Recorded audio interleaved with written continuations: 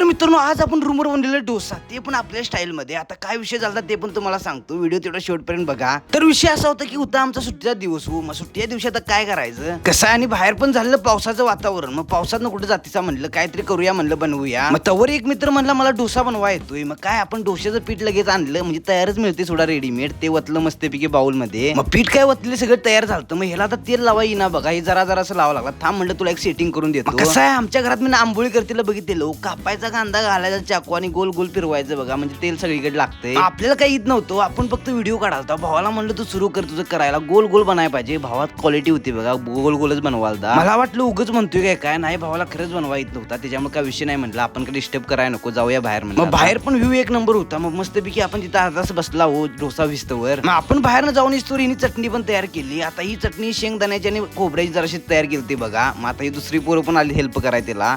हिने कसं बरोबर गोल डोसं केल्यात बघा. यांचं डोसं बघून पोरी पण लाजतील, कसं गोल गोल केलं आणि मस्त टेस्टी एकदम झालतं सोडा. मग आपण बाकीचे तमसं बिमसं पण आणून ठेवले हो, मस्तपैकी खाऊया म्हणलं याच्यावर डोस्यावर बरं काय विषय नाही. मग तवर एक कोको कोलाचा डोस मारून घेऊया म्हणलं मस्तपैकी. मग मस्तपैकी सगळं डोसं मांडून घेतलं. आम्ही गोल गोल बसला आता गाणी लावून म्हणलं मस्तपैकी खाऊया. तवर संध्याकाळी टायमानं बाहेर गेला आणि पाऊस पडायला लागला बघा. तर मित्रांनो आपण असं व्लॉग बनवत राहतो हॉस्टेल लाईफचं. तर तुम्हाला आवडत असेल तर 100% लाईक आणि सबस्क्राईब करायला लागते. भेटूया आपण पुढच्या व्लॉग मध्ये, काय विषय नाही.